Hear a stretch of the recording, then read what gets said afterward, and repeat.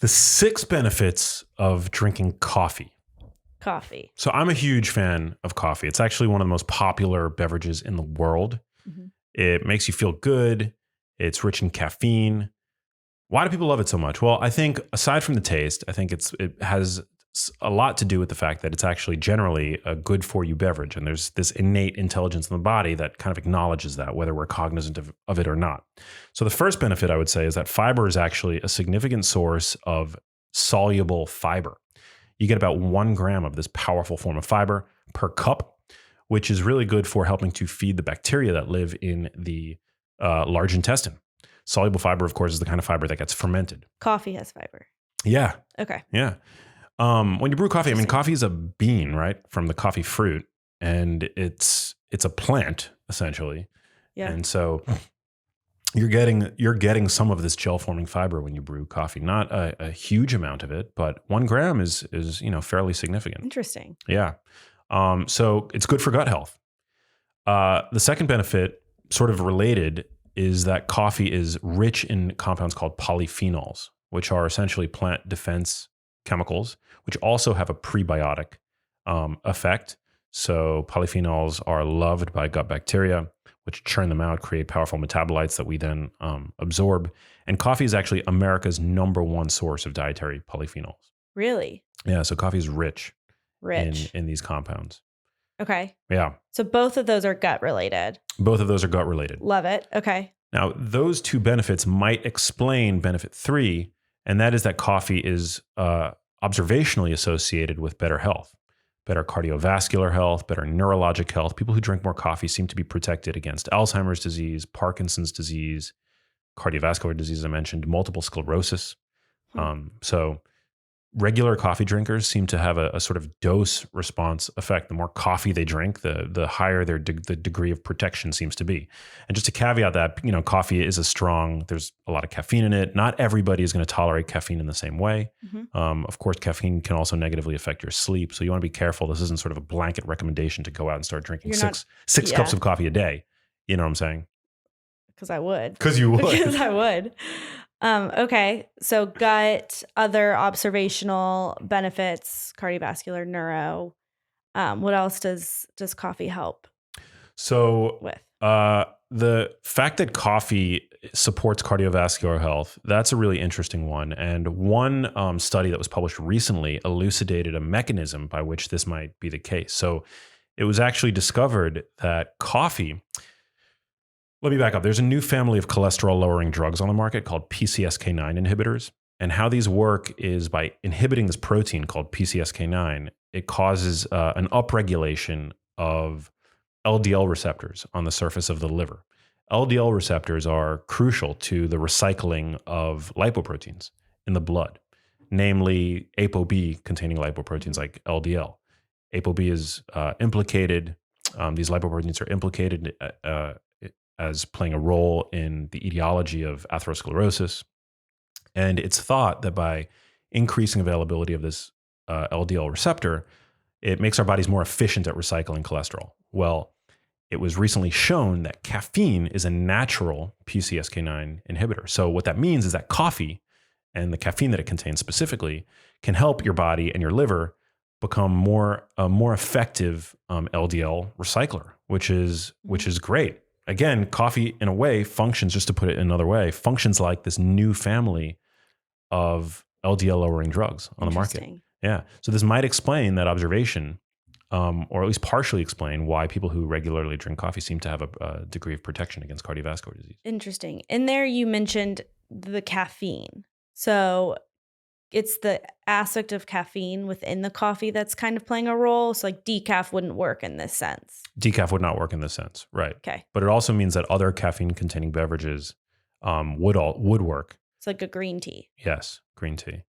But yeah, that's pretty cool. Yeah, that's really cool. Yeah. That like something found in our food drink world is doing the same thing as a pharmaceutical. Just underscores the degree to which food is medicine. Yeah. Right? Totally. Coffee is functioning like one of these drugs.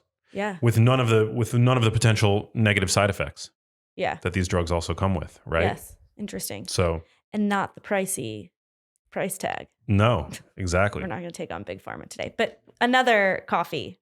Another coffee benefit? Yeah. So the performance boosting effects of coffee, I think, are well documented Okay. at this point, that caffeine has an ergogenic effect, meaning a performance boosting effect.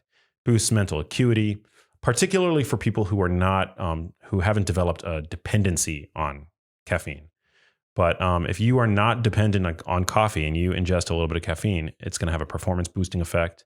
It's going to have a physical performance boosting effect, a cognitive performance boosting effect, particularly for high demand activities and tasks. So yeah, caffeine is great. So it's a powerful pre-workout also. It's just within a window. So like, what do you think about like the afternoon coffee? Because obviously it's like a morning routine thing. Yeah. But then if it's got this performance boosting aspect.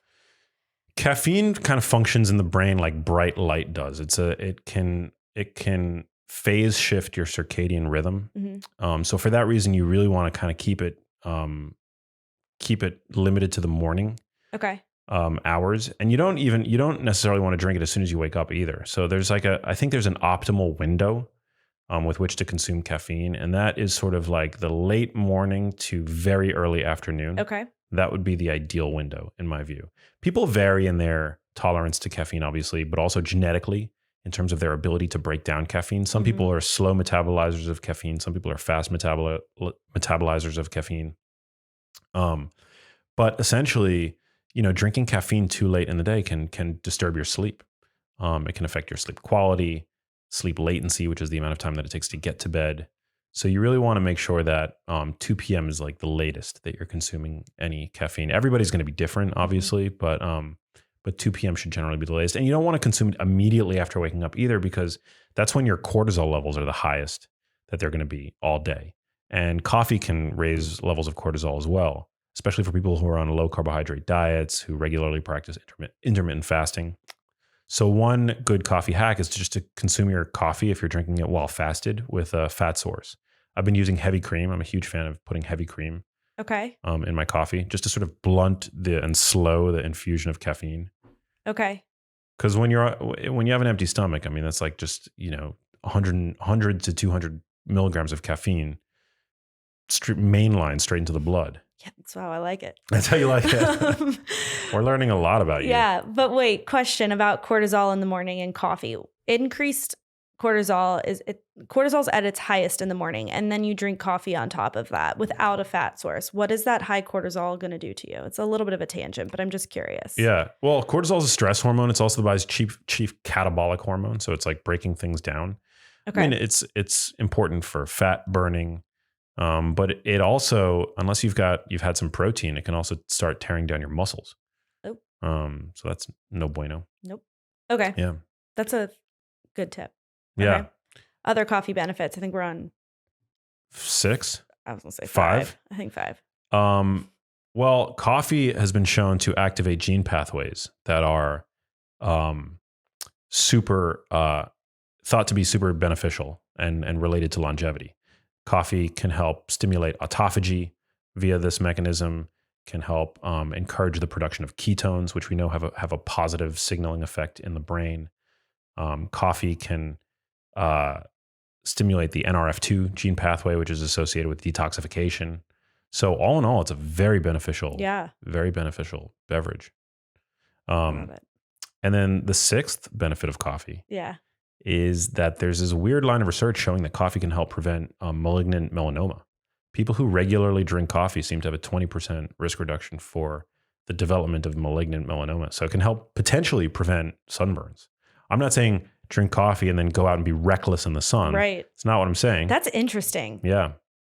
It could be because of all of these other mechanisms, there are so many positive things that coffee does. It's almost like a miracle food in a way. Yeah. Like a superfood. But okay. But yeah, all this Wait, good stuff. I want to read that study. I'll send it to you. Will you share it? Yeah. Okay. We can also put it in the show notes. That's just interesting. I'm intrigued. Yeah, but I mean, you can easily Google it. Go to PubMed. Are you telling me to Google it versus you sending it? Well, I'm saying just all that is to say. I'm not pulling it out of my butt. You can go to PubMed and you can Google coffee melanoma, and you'll This be able is to true. find some of this We stuff. can Google it, guys. But I'll send you the study. You get privileges. I love it. So those are the 6 benefits of drinking coffee. Okay, just to touch on it, because I feel like people are curious about the cream in your coffee. Yeah. And like we're talking not half and half. We're No. talking. Well, here's the reason why I prefer heavy cream to half and half. So some studies have shown that milk protein can inhibit the bioactivity of the polyphenols in coffee. And heavy cream has no protein in it. It has no carbs. It has no protein. Half and half is half cream and half milk. Mm-hmm. Milk has lactose, sugar, and it has casein protein and whey protein in milk. And so I don't want that in my coffee, especially when I'm fasted. So I'd rather stick to heavy cream. And also heavy cream has a higher concentration of dairy fat, but also milk fat globule membrane, which we've talked a little bit about, but super supportive of brain health. Interesting. So yeah, heavy cream is my go-to. Okay. And you're not a big dairy guy, but this hasn't bothered you. Hasn't bothered me. No. Wow. Yeah. I like heavy cream.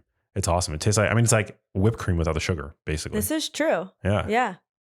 It makes the coffee feel indulgent and like a treat. Yeah. And it's totally healthy. So and it's not going to F with your fasting or anything like that. Well, it technically breaks a fast. Like right. It technically breaks a fast, but not in a meaningful way because there's no sugar in it. It's pure fat, essentially. Yeah. It's pure dairy fat. So it doesn't tinker with any of the mechanisms that we aspire to sort of work when fasting. It keeps us in a low insulin state. It doesn't perturb that low insulin state that we're in. It doesn't spike mTOR, because there's no protein in it. So there's a lot of like sort of speculation with regard to what's happening when we're fasting. If we are, if intermittent fasting is even worth doing from the standpoint of, autophagy and all these different mechanisms. Yeah. But we do know that protein, when you're consuming sugar and protein, you're no longer fasting. Pure fat, it's sort of debatable, Interesting. Okay. Yeah. And why have you liked that better than like the bulletproof? Because, bulletproof is very tasty. So I will say that. But I think heavy cream is healthier than butter because heavy cream still maintains the milk fat globule membrane. Whereas butter can lead to an adverse effect on blood lipids. And also, that's important enough, but also with bulletproof, you've got to blend your coffee. Whereas heavy cream, because of the milk fat globule membrane, it disperses. You just plop it in seamlessly into your coffee. Yeah. Okay. So it's like one less step. Interesting. Yeah. Bulletproof coffee is tasty as hell, but the cream is really good too. It's really good. Yeah. Hey, if you like that video, you need to check out this one here, and I'll see you there. The highest consumers of dietary choline had a 30% risk reduction for developing dementia. And you can find choline in vegetables, but it is most abundant in animal products, and specifically egg yolks. Egg yolks are a major source.